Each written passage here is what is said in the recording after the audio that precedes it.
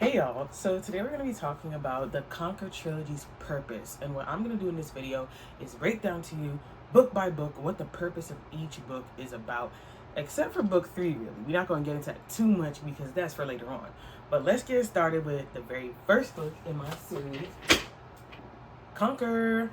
Okay, so the reason why I'm showing you guys this cover is because of the situation I explained in my first YouTube video. So we're just going to go with this one for now.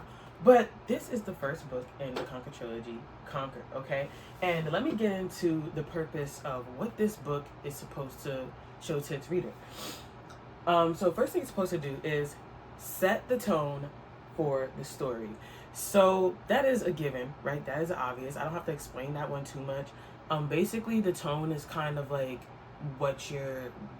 the writing style, what your voice sounds like, how you tell the story, what's the vibes, what's tea. You understand what I'm saying? But I'm not going to explain that one too much because that one's pretty basic. The next thing is getting to know the characters and their past, because it definitely matters for book 2. So if you don't know, this book is multi-perspective and it is in a past-present timeline. So the beginning of the book actually starts in the main character Xandria's past, and that's just one of 5 chapters that are scattered throughout the book.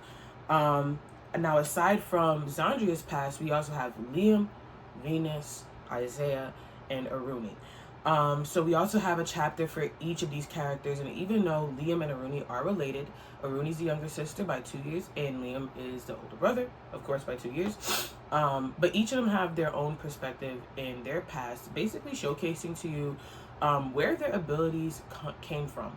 Because if you saw the last video I posted, the second YouTube video I made, you'll know about the abilities guide and how these characters get their superpowers. So basically they get their powers based off of the different types of trauma they experience. So for those who don't know, there is a abilities guide at the back of this book, I think. Hold up, let me find it. Okay, so that's the abilities guide. And just to go over it real quick, cryokinesis is victims of domestic abuse. Astral projection is SA. Teleportation to isolation or illusionist is child abuse. Super strength comes from excessive bullying. And life manipulation. I can't talk. Life manipulation comes from grief and grieving. And self manipulation comes from people who were once missing persons. Now that we went over all of that, you can see why we need to know what these characters' past are and where these abilities came from. Okay. So yeah, that's just why we get into their past, really, but also to get to know them a little bit. Like, where are they from? Like, what happened to them? How did they end up in the situations they're in? Why do they act the way they act? And all that stuff. Because I believe that their past has a lot to do with how we build their character, especially as the series goes along, and especially in book 2.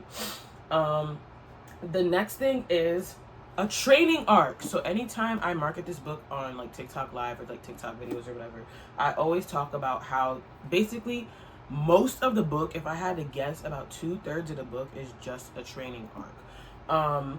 And the reason why is because there's no possible way my other 4 characters, aside from Xandria, who they call X, there's no possible way they would have survived if they hadn't met her. Because the way it's written, they would have died. They would have died based off of the world I put them in. Because there's no way for them to get to the very place that would protect them from the company that is hunting them. So we have these people called BT labs, or biology and trauma labs, right? And they hunt neo-humans, but only in main cities. And the reason why they do that is because main city does not have the funds to be in contract with BT to make sure that all of its citizens stay safe. So basically it's open season on like anybody, even non-neo-humans in main cities, because that's how BT stays alive and like gets their bread or whatever, like researching on them. So they go to those cities, but then there's also the new cities, and the new cities is where those people are safe, right? Neo-humans always try to push to live over there because new cities have the funds to be in contract with BT to say, hey, you can't hunt people out here. Like we can't do that. So they're in contract. So what happens, what we explain in the book is that long ago, there's this thing that happens called the Sever, and you're gonna get introduced to the Sever in book 2 of Conquer, not in this one.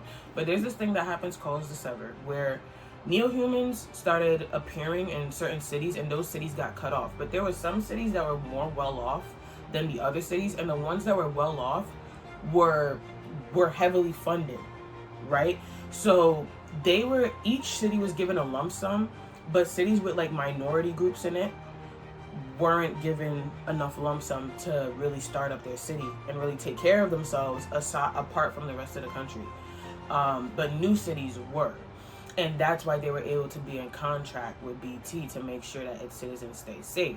So there's a lot of neo-humans out there, and a lot of main city neo-humans would love to live out there, but it's almost impossible because once they cross the border, there's no way for them to survive.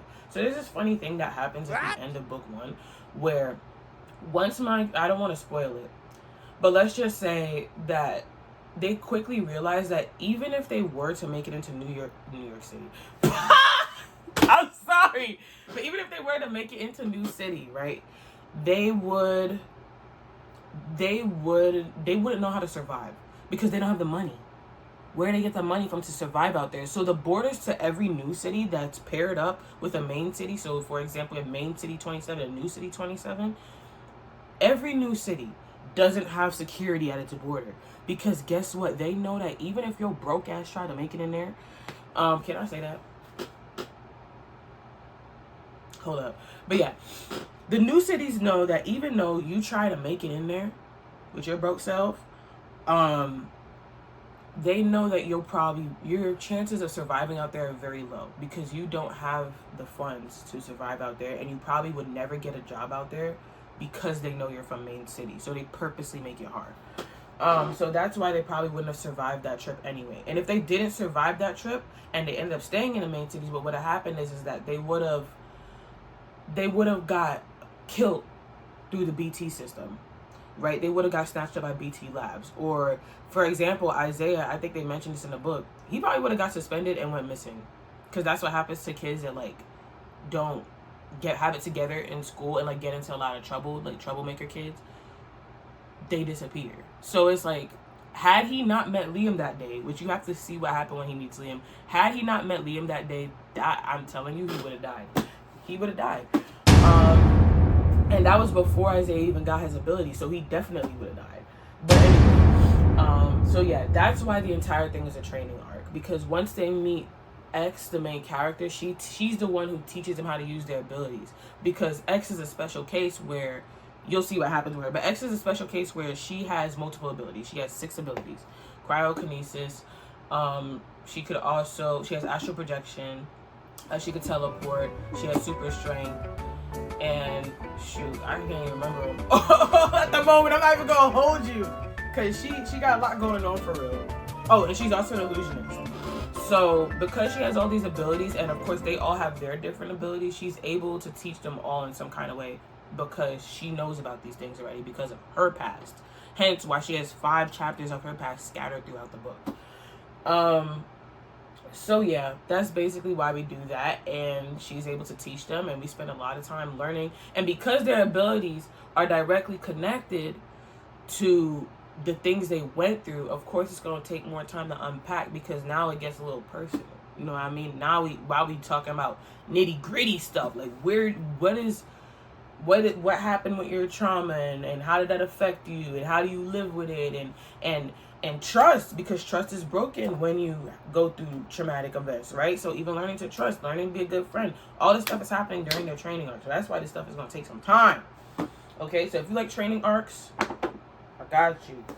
All right, next thing is, I did my world building backwards. And the reason why I did that, so when I say that, first of all, I mean, there's not a lot of world building in book 1. Most of the world building happens actually in book 3, probably, because these characters are isolated, okay? And because you're reading from their perspective, which is also intentional, you're not gonna know anything they don't know. They don't know what's outside their city. They don't know what's outside the cities. They have no clue, right? So neither do you. So you're going through this journey with them of discovering what the world is like around them and what's actually happening around them and how much more complicated things are than what they seem in this book, right? So that's why I did that, because I wanted to take you on the journey of discovering this world with my characters. I wanted y'all to do this together. This is an integrated experience, okay? But that was the intention with that, and it was kind of unintentional that I wrote it like that. But when I realized why I did it, I kept it because I like the idea. So yeah, that's basically the purpose of book 1. So if you get into that at all, go ahead and, I don't know, there's no link in bio on YouTube, or is there? Shoot, I don't know. We'll figure that out. I'll probably put in the comments or something. But you find that link, maybe in the comments. Probably going to be in the comments, and you go ahead and purchase you one of these, okay? Before book 2 comes out, because book 2 is scheduled to come out in June 2025, which is this year. So let's get into book 2, titled Upheaval. So it's gonna be titled Conquer Upheaval, but I just call it Upheaval. So basically what's gonna happen in book 2, and the purpose of book 2, is to answer the question, what happened to Zandria's mom and her family? Okay, because that's a big question that's raised in book 1 that we don't really spend time with, because right now we're getting to learn the friend group. So think of it as like the movies in phase 1 of like the MCU before the Avengers was a thing. That's what this is, right? So we're just getting to know these people and like training arc and all that stuff. So we didn't really have space to answer that question. I didn't want to, because this is going to play into the plot of book 2. So we're going to find out what happened with her mother, and that's going to lead to a conversation about generational trauma and how oppressive systems birth generational trauma, how it's the birthing place of the trauma that's passed down from generation to generation. These oppressive systems are the reason why we deal with the things we deal with today in the context of generational trauma. The next thing is, we're going to learn about change. Change comes with sacrifice, pain, loss, and consequence. And my characters at this point, the sequel, Upheaval, is going to be new adult, because they're going to be in their early 20s, so they grown. And they're gonna quickly learn that what they're asking for is gonna come with a price. And I'm gonna tell you right now, for every good thing that happens in Upheaval, and for every achievement they have, there's twice or like maybe 3 times as many things going wrong. So it's like they're moving forward, and it's like things will be getting done, things will be changing, some things will be good, but all of it is gonna come with consequence, and all of it is gonna come with some type of alternate issue, and it's gonna be big issues. And that's all I'm gonna say about that, because I don't want to spoil it. But let's just say, hold on to your hats. Third thing, my characters are growing up. They're growing up. So think of this as like they near their freshman year in college, maybe their sophomore year in college at some points of the book, right? But yeah, they're young adults, they're baby adults. Shoot, I'm a baby adult. So, their relationships change because they're getting more mature. All your friends don't mature with you at the same time. And it's like, that was something I had to realize maybe about, like, if I had to guess 2 years ago, that some of your friends, and it's not to say they don't mature together in Upheaval, because they do. It's just that people change. And it's like, people take different paths in life. So, a lot of my friends went away to college. A lot of my friends, we went into school doing the same major, and we all ended up doing different majors. Some of us picked up different hobbies. Some of us picked up new hobbies. Like, you know what I mean? So, things change when your friends are growing up. And let's just say that's going to also affect their relationships, because they're changing. They're going to start disagreeing on a lot of stuff, and big stuff. And, like, it's going to create some friction within the friend group. And, of course, relationships start to change, because, there's a reluctant partners to lovers arc. So, relationships also start to change, where people are like, oh, snap. Still in love. You know what I mean? So, yeah. That's the next thing. Book 3. I'm not telling you the title of book 3 because I want to do a title reveal. Maybe, hopefully next year. But, book 3. So, the only thing I will disclose about book 3 at this point in time is that it's a